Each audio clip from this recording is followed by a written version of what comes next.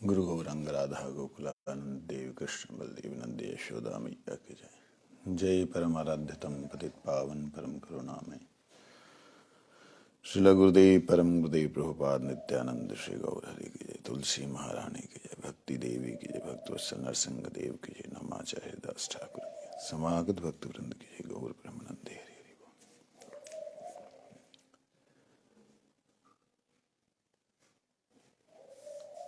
40वां अध्याय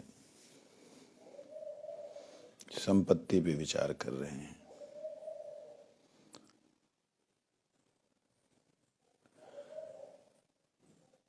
ये विचार करने की बात है।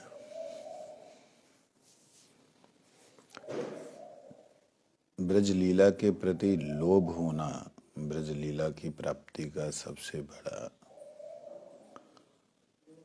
साधन है।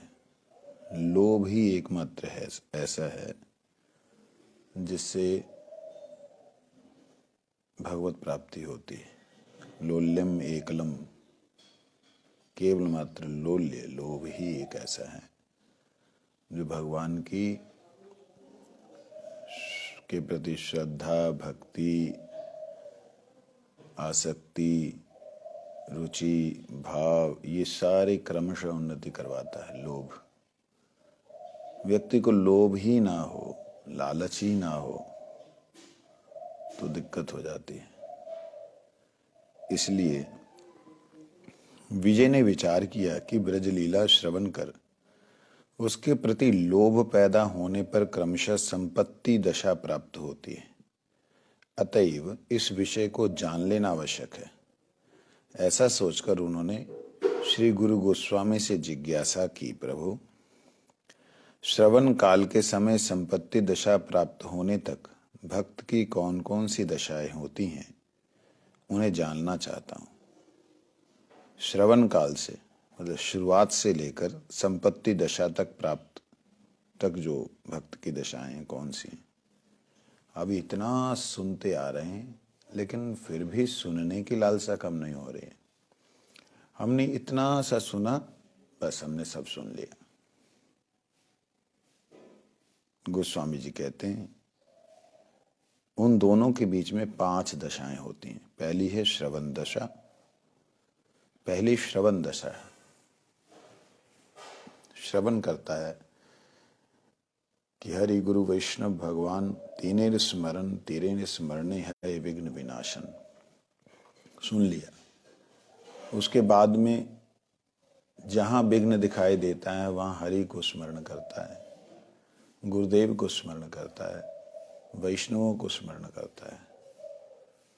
हरि गुरु वैष्णव ये जो बात कही है, इसका अभिप्राय हम लोग केवल हरि से संबंधित गोलोक धाम के परिकरों की बात सोचने लग जाते हैं। लेकिन वैष्णव मात्र जिनके अंदर वैष्णवता है, जिनके अंदर भगवान की भक्ति है, गुरु भक्ति है, वो वैष्णव मात्र जो हैं वो हमारे स्मरणीय हैं। इस प्रकार से श्रवण किया, मानो श्रवण किया कि ऐसे भजन ऐसे साधन करना है, श्रवण किया ये नहीं करना है और इसको ऐसे करना है, ये विधियों को सुना। उन श्रवण किए हुए तत्व को जब व्यक्ति धारण करने लगता है अर्थात जीवन में उतारने लगता है तब उसकी दूसरी दशा आती है।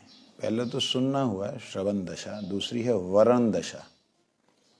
वर्ण करने लगता है कि हाँ हाँ मैंने ये करना है, मैं ऐसा करूँगा, मैं ऐसा करूँगा। वर्ण किसको कर रहा है, ये बहुत ध्यान देने योग्य बात है। हम लोग, बार बार मैं ये बात कह रहा हूँ, शायद किसी को ना अच्छी लगे, हम लोगों को वर्ण करना है श्रील गुरुदेव के पाद पद्मों को। हर किसी को श्रवण करके हर किसी की बात को वर्ण नहीं करना है।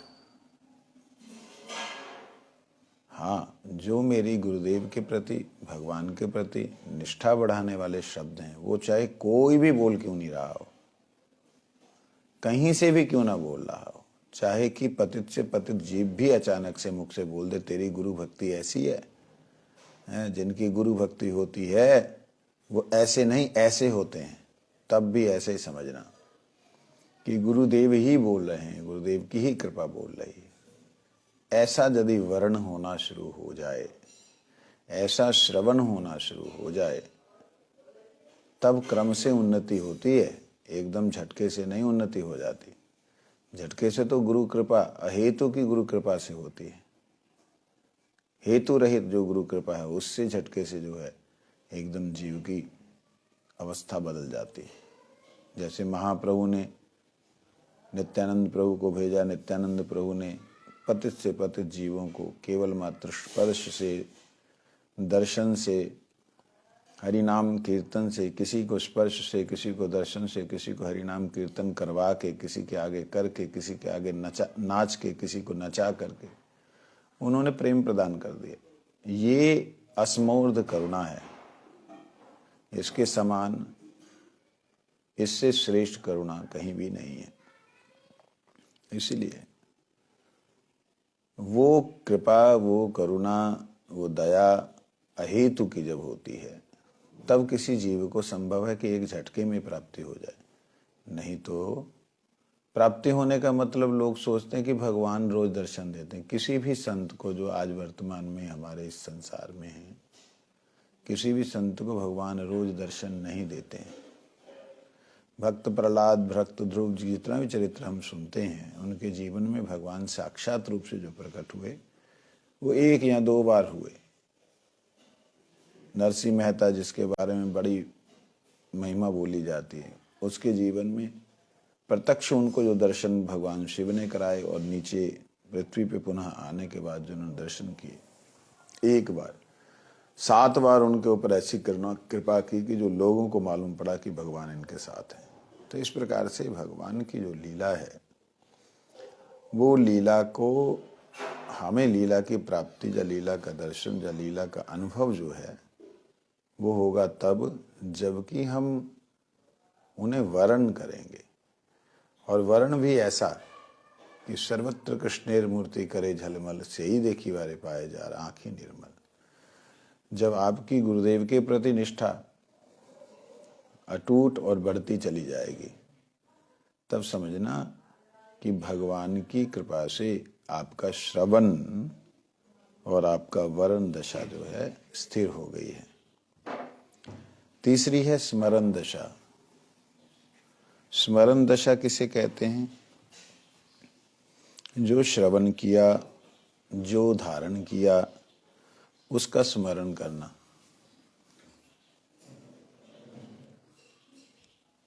उसका स्मरण करना। हम लोग कई चीजें ऐसी छोड़ जाते हैं जो कि हमेशा पकड़ के रखने वाली होती है। ये चीज जो मैं बोलने जा रहा हूं, शायद बड़े बड़े वैष्णव गण हैं, वो इस चीज को समझ पाएंगे। जो नवीन हैं उनके लिए हो सकता है थोड़ा समझने में दिक्कत हो, पुराने जो हैं उनको समझ में आएगा।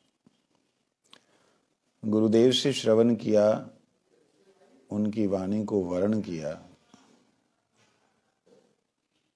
और उनका जब वो स्मरण करते हैं तब उन्हें वाणी के साथ भगवान की हरि कथा जो गुरुदेव से श्रवण कर रहे हैं, उस कथा के साथ केवल गुरुदेव का दर्शन नहीं होता है, अपितु भगवान का भी अनुभव होने लगता है। यह स्मरण, इसको स्मरण कहते हैं। अब जैसे उदाहरण के लिए गुरुदेव के कीर्तन को सुनते हैं तो उस वक्त गुरुदेव का भाव भी स्मरण हुआ है। कई वैष्णव मुझे बोलते हैं आप आंख बंद करके कीर्तन क्यों करते हैं? आंख खोल के करना चाहिए। भगवान के सामने आंखें बंद कर लोगे तो फिर क्या फायदा? उनको दर्शन करते हुए कीर्तन करना चाहिए। हाँ ठीक, बिल्कुल सही बोला। भगवान का दर्शन करते हुए कीर्तन करना चाहिए, लेकिन स्मरण कब करेंगे?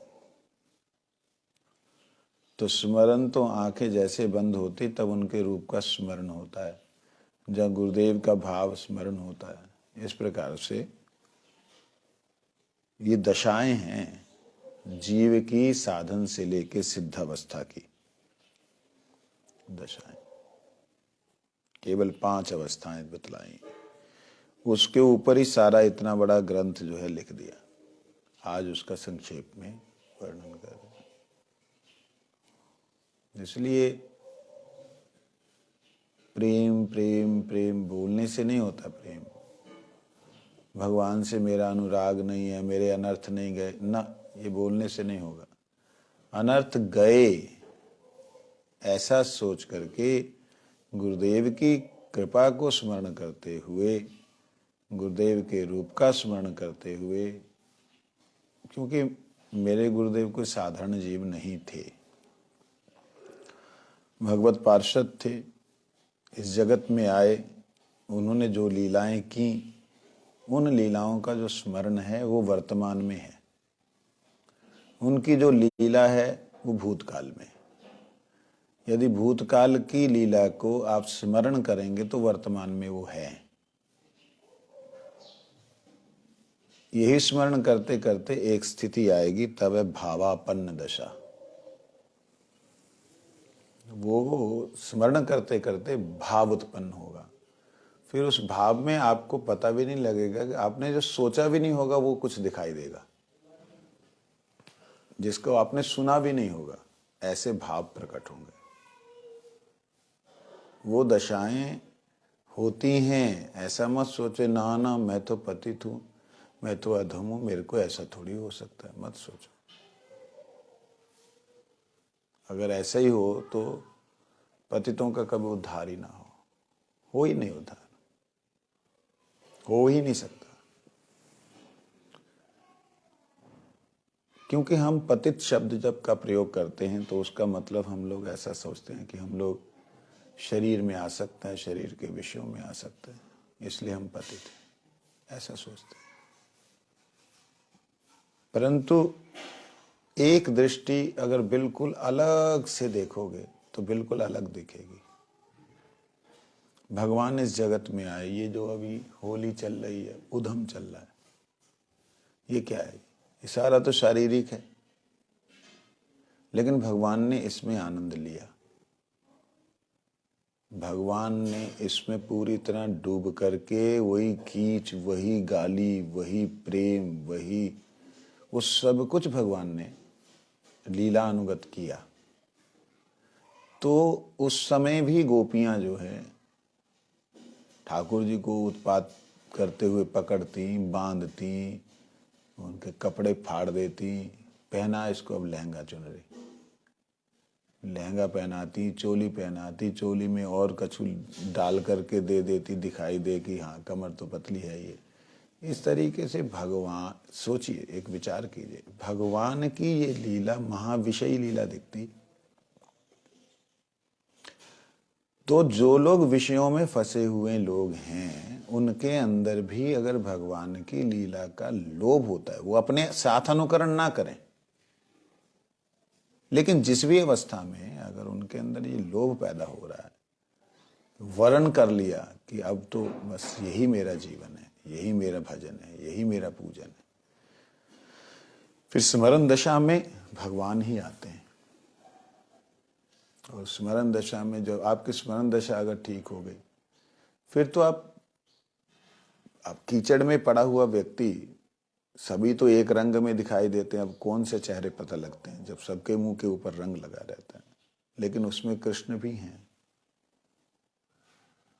जो इससे पहले इतने भाव, इतने बार जो शब्दों का प्रयोग हुआ, जिन शब्दों का प्रयोग संसारिक लोग सुनते ही उनकी बुद्धि खराब हो जाती है, उन शब्दों का यहाँ प्रयोग हुआ है।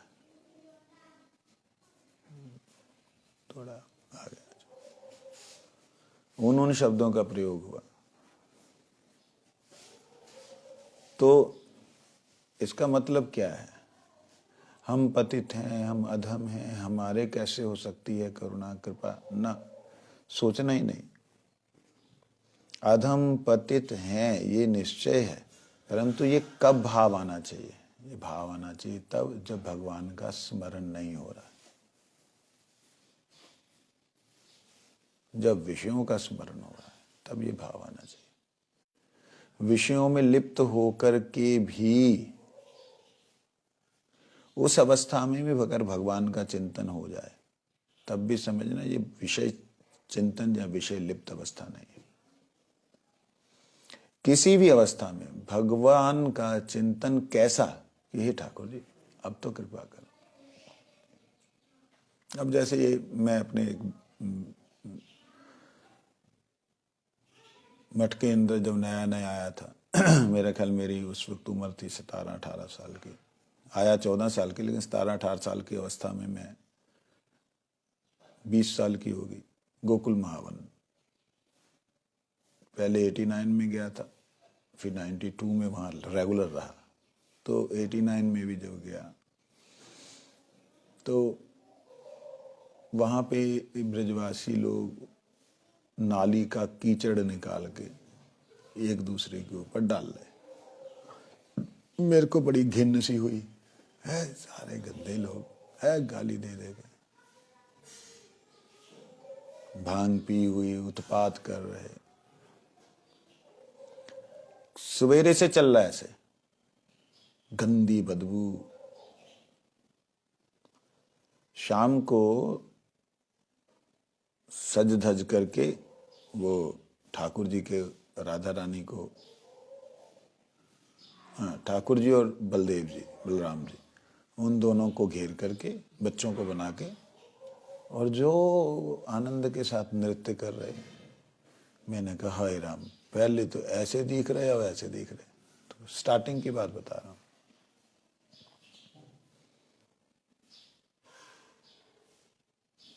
मैंने किसी ब्रजवासी से बोला, मैंने कहा क्या गंदे काम करते तुम लोग, बढ़िया से रंग खेलो, रंग की कमी हो हम दे दे में। कहते हाँ तू ही देगा रंग। कहते बड़े सुंदर शब्द बोले, हृदय मेरा हिला के रख दिया उन्होंने। बेटा जिस मलमूत्र से तेरा शरीर बना है ना, जिस मलमूत्र से तेरा शरीर बना है ना, उसी मलमूत्र में बार बार डूबते रहते हैं, इसीलिए ब्रज के मलमूत्र में डूबने से वो मलमूत्र छूट जाएगा। मेरा रोंगटे खड़े हो गए। मैंने कहा क्या बात कह दे, क्या समझे, ये ब्रज रज है, मतलब हिला के रख दिया उसने।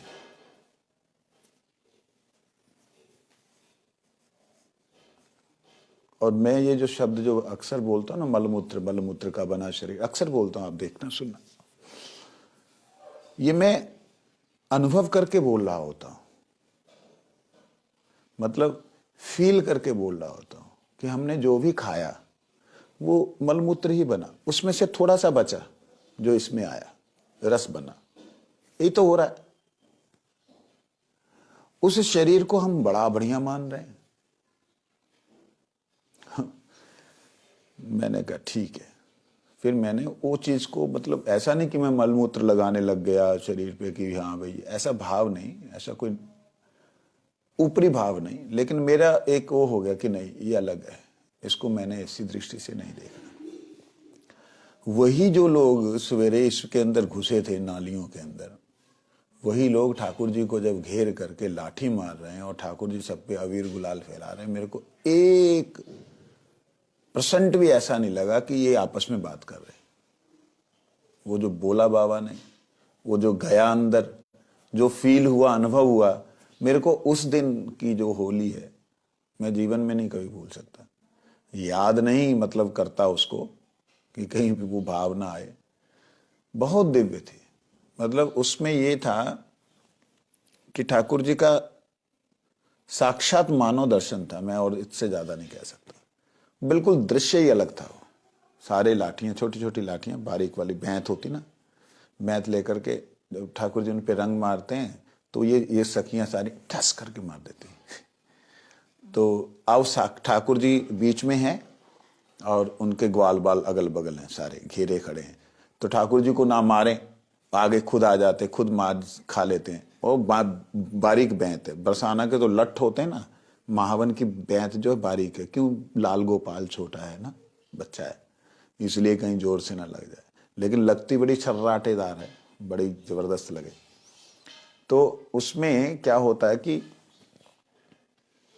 जैसे ठाकुर जी को मारने लगते हैं, बीच में दूसरा आ जाता है, तू आ जा।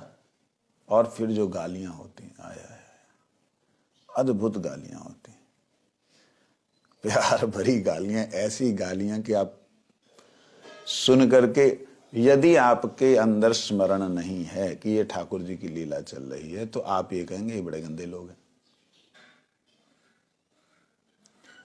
सखा बोल, जिसने मेरे सामने की जो घटना है, एक को दई वाने जोरदार धस करके दई, अरे इतनी जोर से काहे मार रही है?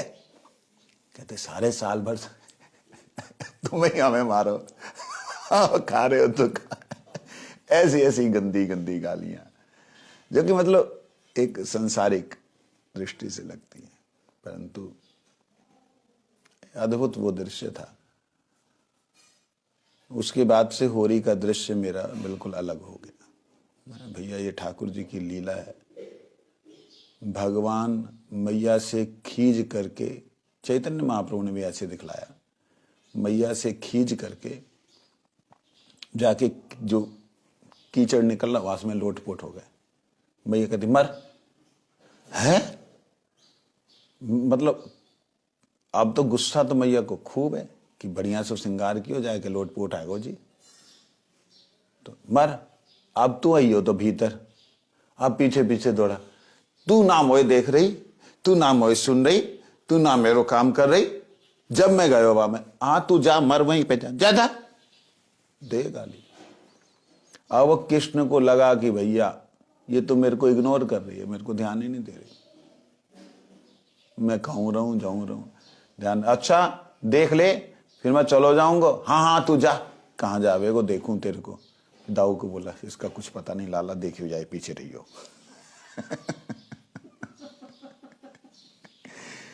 दाऊ जी के हाँ चल चल, कहाँ जावेगो? दाऊ को मैया सचमुच में नाराज है का?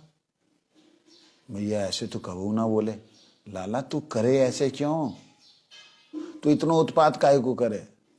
मैंने कहा उत्पात क्यों, मैं तो कछु उत्पात ना कियो मैंने। हाँ तैने ना उत्पात है, मैंने ही कियो, तैने कियो, तू बड़ो है मैं तो छोटो हूं। दाऊ जी हंसते हैं। इस प्रकार से ठाकुर जी की जो लीला है मनुष्यों की तरह लगती है। यहां तक कि पीछे हमने पढ़ा जैव धर्म में कि मनुष्य भी जो नहीं करते, मनुष्य भी जिसे समझते कि नहीं अच्छा नहीं है, वैसी लीला भी ठाकुर जी ने की। बात समझे? तो इसलिए भगवान के धाम में कम से कम जब हम लोग धाम में हैं, तब धाम की लीला को चिन्मय समझना चाहिए। तो ये है स्मरण दशा, कि आपको कम से कम धाम के अंदर कोई भी क्रिया हो रही है तो उस क्रिया में कहीं पॉजिटिवनेस दिख जाए। हर चीज में नेगेटिव नेगेटिव नेगेटिव, नकारात्मक ही अगर बुद्धि रहेगी तो स्वीकारात्मक कभी नहीं होगी। स्वीकारात्मक नहीं होगी, वर्ण नहीं करोगे तो स्वीकारात्मक नहीं होने से वो स्मरण में नहीं आएगी ये चीज। इसलिए 5 दशाओं का वर्णन कर रहे हैं।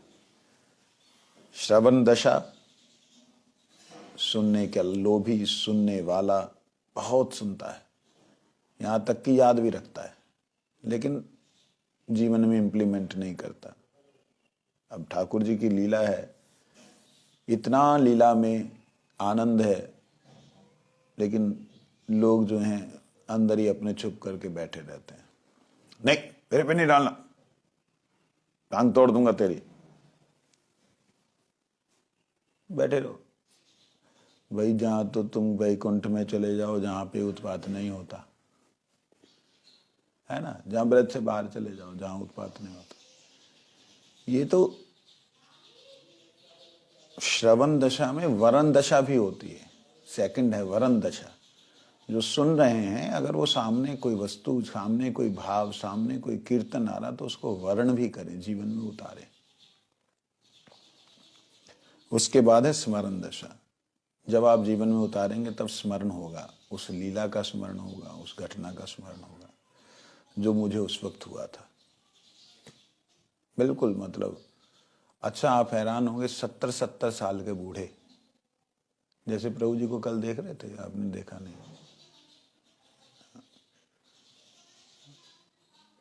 दिल्ली के हो ना, जैसे दिल्ली में ही थे, धाम में नहीं थे, तो पंडित जी को देखा, 72 साल की उम्र में रखा, 72 ना कितनी है पंडित जी की, 76 है, जो भी है। तो वो कितनी मतलब वो कर रहे उत्पात हैं। ऐसे मैंने जब महावन की बात बता रहा हूँ, उनको देखा, मास्टर जी बोलते हैं उनको हम, कंता मास्टर।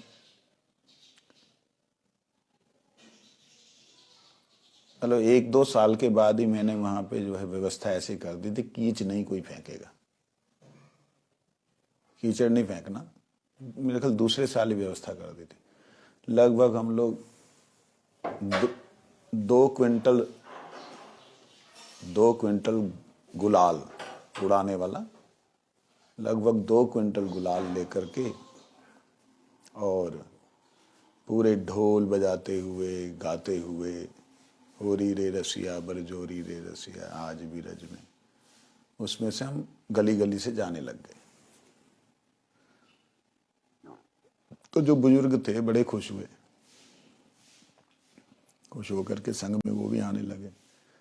तो उसमें ना एक, अब हमारी ग्वालों की टोली, उसमें एक गोपी सज के आई हुई, बड़ो श्रृंगार की, छम छम पायल बज रही और घूंघट किया हुआ। अब मैं ब्रह्मचारी आदमी, मेरे संग में ही आके लगे। मैंने कहा भैया तू हट जा, जिको है ये? तो राम कह रहा दियो या दियो, राम अपना प्रभु जी। तो मेरे और ठुमका मारे, मैंने कहा अरे मेरी मैया मोहे माफ कर दे। मैं बड़ी देर उसको मतलब हटूं, इधर से उधर जाऊं, उधर से उधर जाऊं, तो उसने हाथ में गुलाल लिया और मेरे को लगाने लगी। मैं कहा मेरे को माफ करो। तो बड़ी बारीक सी आवाज निकाल के बोली, तू ही तो लेके आया हो इन जमाइन को, इन जमाइयों को तू ही तो लेके आया। मैंने कहा, मैंने राम को पकड़ा, मैं कहा राम मैं अभी वापस जा रहा हूं। ये कहते कंता मास्टर है? मैंने फिर घूंघट खोला, मूछें बड़ी बड़ी। क्या गुरु क्या कर रहे हो? और हे राम, चाल ऐसी पहचान नहीं सकते। छम छम छम करते हुए प्रभु जी, उम्र उनकी उस वक्त मेरे हिसाब से 65 साल से ऊपर हो गई उस वक्त। और ऐसा उन्होंने रंग बांधा कि बस पूछो मत। फिर उसके बाद गलियों में जब जाने लगे ना, तो अच्छा हम लोगों को फिर वो लाठी लेकर के, वो छड़ी लेकर के मार में को दौड़ती हैं, क्योंकि उनको रंग लगाते हैं। ऐसा भी नहीं है कि अंदर घर में छुपी रहें, आएंगी ढीठ होकर के सबरी, और आएंगी, हेरी आ जा रही, आ जा, देख बाबा आयो, ये दे, सारे गाली और देंगी, ये दे आ रो। गंदी गाली देती, मैं यहां दे नहीं सकता। जमाई बन के आयो, ले आए दे और दे। मैंने कहा मेरे को माफ करो। मैं खड़ा हो गया, ए कछू ना, चल हट। फिर वो हिजड़ा ये तो ऐसे गाली देके हट गया। मैं साइड में हो गया, भैया आप क्या बोले? हाँ जी हिजड़े ही। अब सारे सखा तो उनको चिपट लिए। उनने बोली, ए तू काहे को इनमें डोल रही है, शर्म ना आवे तुम्हें? तो फिर वन्ने किसी ने कहा, ए हो रही मेलाज न करे गो। फिर सबरे नाचने लग जाएंगे। मतलब फिर कोई किसी को मार नहीं रहा, कोई किसी को छेड़ नहीं रहा। फिर नाचते नाचते नाचते नाचे दे हो रंग उड़ा रहे हैं, दे छड़ी मार रहे हैं। ऐसा दिव्य मैंने अनुभव किए बहुत। मतलब गोकुल महावन में गुरु महाराज जी ने बड़ी कृपा की, बड़े दिव्य अनुभूतियां रही। वो सब बोलने से अच्छा नहीं लगता। वही चीजें हैं जो कि आंखें बंद करते ही ठाकुर जी का स्मरण हो आता है, जहाँ कुछ होता है, वो वहीं की कृपा है। इसलिए गुरु महाराज जी ने ठाकुर जी के जब नामकरण करना था बॉम्बे में, तो उन्होंने पूछा क्या नाम? मैंने कहा महाराज जी जो आपको अच्छा लगे, तुम तो गोकुल का है ना। गुरु जी ने मेरे को कभी देखा ही नहीं कि मैं कहीं और का हूं, गोकुल का है ना। गोकुलानंद, मैं कहा हाँ हाँ हाँ, ए राधा गोकुलानंद जाओ। तो हो सकता है गोकुल से अयोध्या जी चले गए, क्यों चले गए पता नहीं, शायद गुरु जी की भगवान की कोई इच्छा होगी। तो कहने का मतलब ये स्मरण हो आना। श्रवण दशा में जो जो मैंने सुना था, आज थोड़ा सा खोल रहा हूं, जो जो सुना था कि ध्रुव ने ऐसे भजन किया, रघुनाथ दास जी ने ऐसे साधन किए, मेरी कोशिश होती थी हर चौमासे में उनको करने की। एक साल तो ऐसा गया कि नमक और मीठा छोड़ रखा था, इसलिए छोड़ा उद्देश्य कुछ और था। लिखा था ना उसमें फलश्रुति, उसका ऐसा फल होता है। उसमें लिखा था जो नमक छोड़ देता है उसका कंठ कोकिल कंठ हो जाता है, कोयल की तरह हो जाता। उस वक्त इस उद्देश्य से छोड़ता था। जो मीठा छोड़ता है तो उसका ऐसे कोई मधुर हो जाता है, ऐसा कुछ था। जो दूध छोड़ता है 4 महीने उसको गोलोक धाम वास मिलता है, ऐसे करके हरिभक्ति विलास में लिखा। ठीक है, तो उस उद्देश्य से उस वक्त करता था।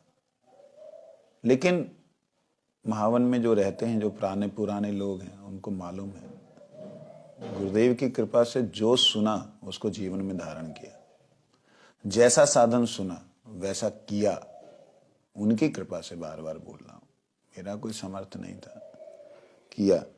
और शरीर ऐसा हो गया था एक बार तो 1 साल 4 महीने ना मीठा खाया ना नमक खाया, सूख के बिल्कुल कांटा हो गया। लेकिन कभी बताने की भी इच्छा नहीं हुई ऐसा कि मैं बता रहा हूं सबको, मगर आज बता रहा हूं कि ये 5 दशाएं कैसे प्राप्त होती हैं। श्रवण किया, उसको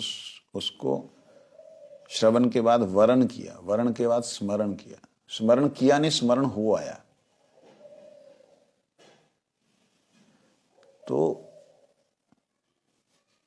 वहां के साधन अगर आप सुनेंगे तो शायद आपको खराब लगे, लेकिन जो भी है, बच्चा तो था ही, शरीर शरीर ही है, खाना सोना है तो विषय विकार भी आने, विषय विकार उत्पाद करने लगे, नई नई जवानी है, मन बड़ा मतलब उत्पाद करे। और मैंने कहा सारे तेरे को मैं छोड़ूंगा नहीं, ऐसे करके मैंने शासन तो करना।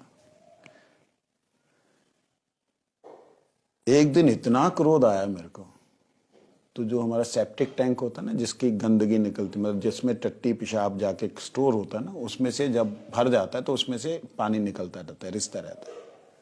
मैंने कहा तू ये पी रहा है, रुक जा। वहां से उसको उठाया और नाक के पास लाया, उल्टी हो गई मेरी। मैंने कहा आज तेरे को यही पीना पड़ेगा। इतना कठोर अपने आप को उस वक्त मैंने, गुरुदेव की कृपा से, कहीं भी उसमें कंजूसी नहीं की, कभी खुद को मारना पीटना, बहुत कुछ किया। ये लोगों को बताने के लिए नहीं है, ये ऐसा नहीं कि तुम अभिनय करने लग जाओ जब तुम भी ऐसा करने लग जाओ, ये उसके लिए नहीं। एक बार साधु महाराज जी, कई चीजें मैं बता नहीं सकता, लेकिन एक बार साधु महाराज जी, वो मिश्री होती ना, मोटी वाली मिश्री, वो दाऊ जी से 9 किलोमीटर चल अपना उसमें साइकिलिंग करके गए, 9 किलोमीटर साइकिलिंग करके आए। जैसे ही मटके आ गया है, बंदर ने झपटा मारा, वो नीचे गिर गई। अब क्या करें, उठाया, ठाकुर जी को भोग लगाना था, वो तो कल के लिए थी, लेकिन वहां थोड़ी 10-20 रुपए सस्ती मिलती, 10 रुपए सस्ती मिलती थी, इसलिए पैदल मतलब साइकिलिंग के गए, साइकिलिंग करके आए। ऐसा रोड बड़ी खराब थी वो, तो उठाए और बड़ा दुखी हुए। मैं क्या हुआ हमारे, क्या बोलेगा, गाली दे के बोलते बंदर जो है सब नीचे गिरा दिया। मैं क्या, हमारे उस बंदर ने गिरा दिया, इस बंदर को दे दो, तू खाएगा, मैंने खा लिया। मैंने 2 दिन में मेरा ख्याल आधा किलो से 1 किलो तक मिश्री खा ली। अब मेरे को ये हुआ कि मैं मिश्री के अधीन हो गया। ऐसा कैसे? मतलब किसी विषय के अधीन मैं हो जाऊं, ऐसे मन में आया। मैं कि आज इस जीव को जो है सही दंड देना पड़ेगा। मैं गया, पहले तो मैंने सोचा गोबर खिलाऊं इसको, जीव को। गोबर का ढेर था गैया का, उस पर चला गया और गोबर खाने की हिम्मत तो हुई नहीं। हरी मिर्च लगी थी, आकाशी, मतलब मिर्चें लगती ना ऐसे लटक जाती है, ये आकाशी लंका होती है। सूर्य जैसी कहते हैं। हाँ, वही सूरजमुखी कहते हैं। सूरजमुखी, वो आकाशी लंका ऐसे करके सीधे के ऊपर खड़ी, इतना छोटा वो बहुत तीखा इतनी तेज होती है ना, पूछो मत। वो लिया। मैं मिर्च बिल्कुल पसंद नहीं करता, कभी भी नहीं, बचपन से ही। अब उसको लिया तो मेरी आंखों में पहले ही आंसू आ गए कि भाई आज तो कांड होने वाला। मैंने कुछ नहीं देखा, मैंने साइड में लिया। साइड में लेने से ना लगता नहीं जब तक ऊपर तालू में ना लगे, और लेके जीप पे लाया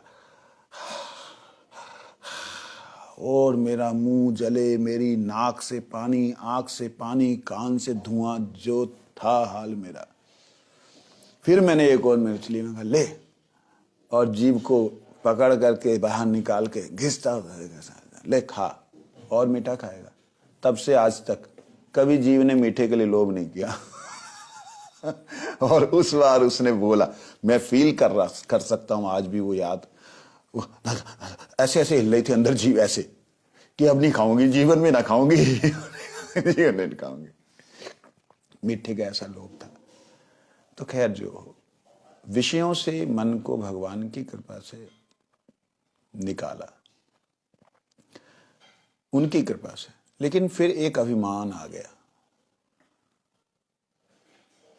कि मैं पूरी तरह विषयों से निकला कि नहीं निकला, निकल पाया कि नहीं निकल पाया।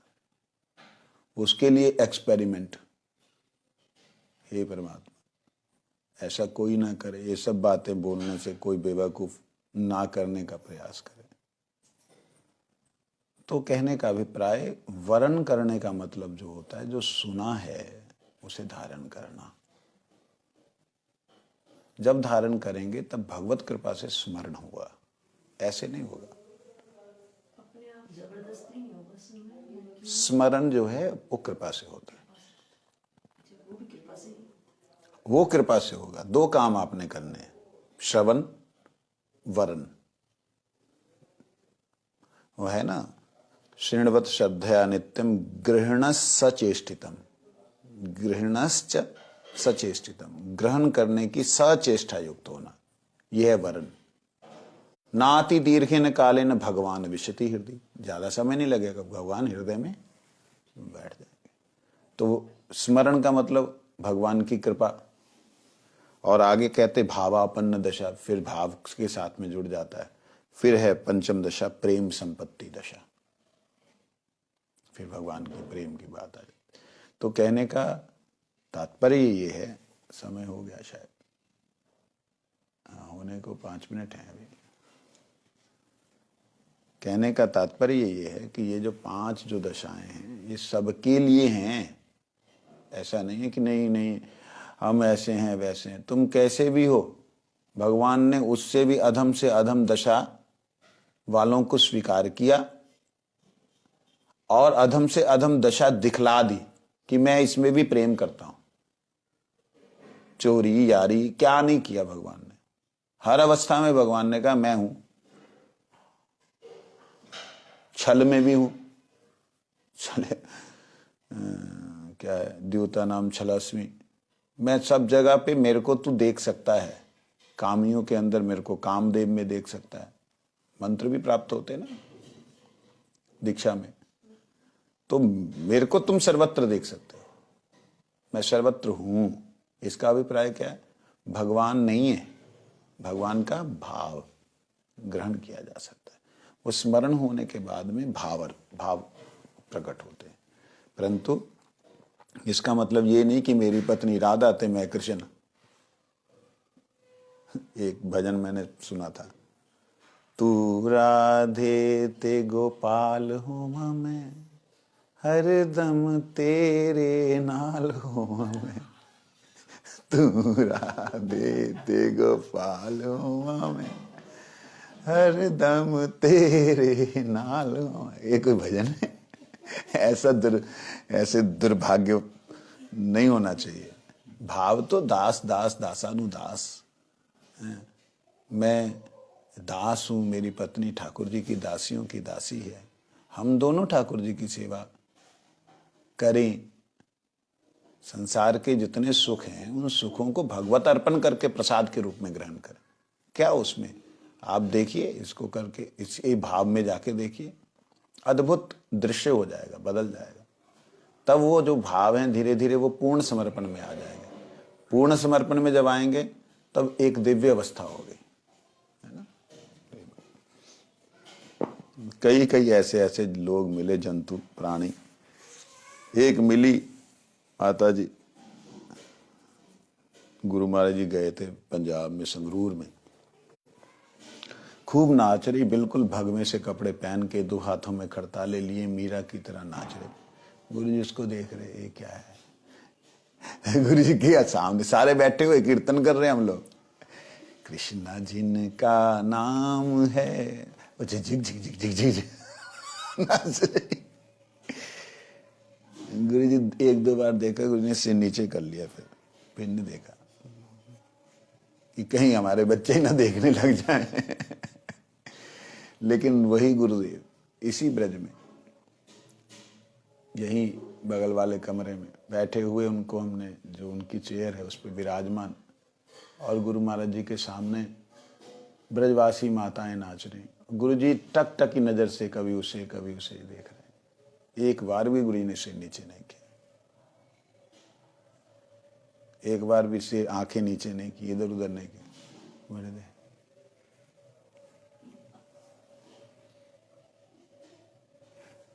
तो मतलब मैंने देखा गुरु जी बड़े भाव से देख रहे हैं, तो हम लोगों ने थोड़ा इशारा किया। यही पंडित जी, उनकी बहुएं सारी आई हुई थी। मैं कहने घूंघट देख खोलवा दो। आप पंडित जी बोले, है ने गुरु जी को घूंघट खोल के दिखा। तो ऐसे करके गुरु जी तो कहते, गुरु जी बड़े अद्भुत, मतलब। और एक तरफ वो गुरु, एक दो बार गुरु ने कहा ये क्या है बाबा, मतलब क्या नाच रहे। गुरु जी से नीचे कर लिया। बाद में उनसे मेरा वार्तालाप हुआ, तो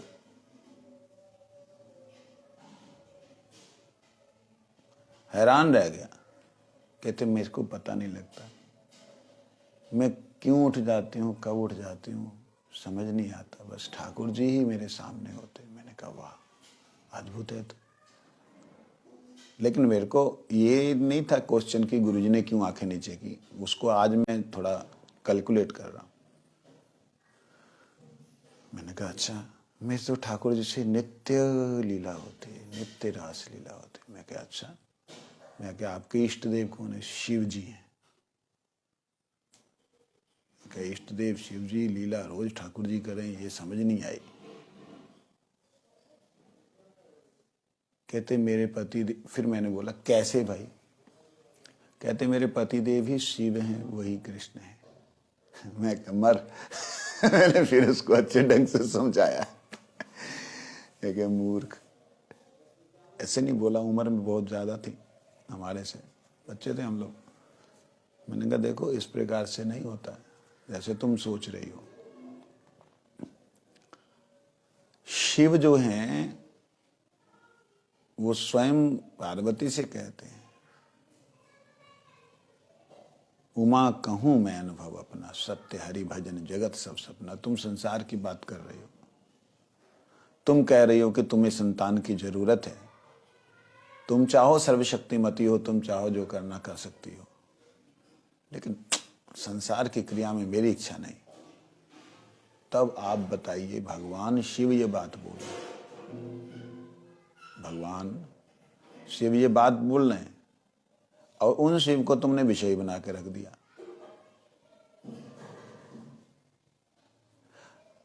कार्तिकेय का जन्म भगवान शिव के अंश से हुआ पृथ्वी द्वारा, पार्वती का, गणपति का जन्म जो है पार्वती के द्वारा हुआ, ना कि शिव के द्वारा।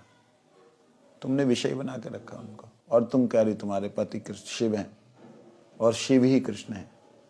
इसलिए मेरा तो ना, मेरे इष्ट देव जो हैं वो कृष्ण हैं, मैं उनसे प्रेम करती हूँ। मेरे पति देव जो हैं शिव भक्त हैं, तो उनमें शिव का वास है, मैं तो राधा। मतलब इस प्रकार से गंदी सी जो अवस्थाएं, वो नहीं है स्मरण, समझे नहीं।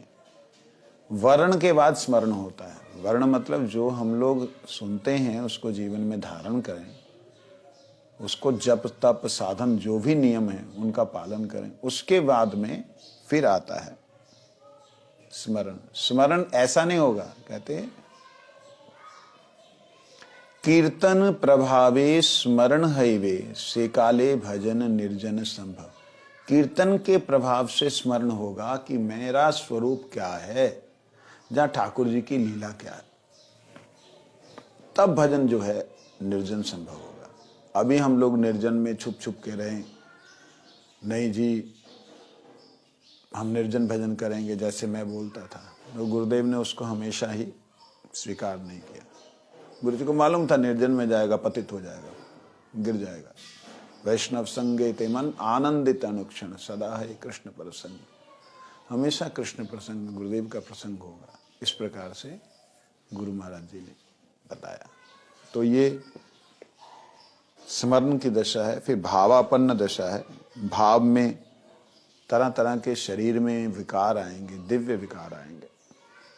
उसके बाद है प्रेम संपत्ति की दशा, उसके ऊपर विचार करेंगे वंशल वैष्णव। हरे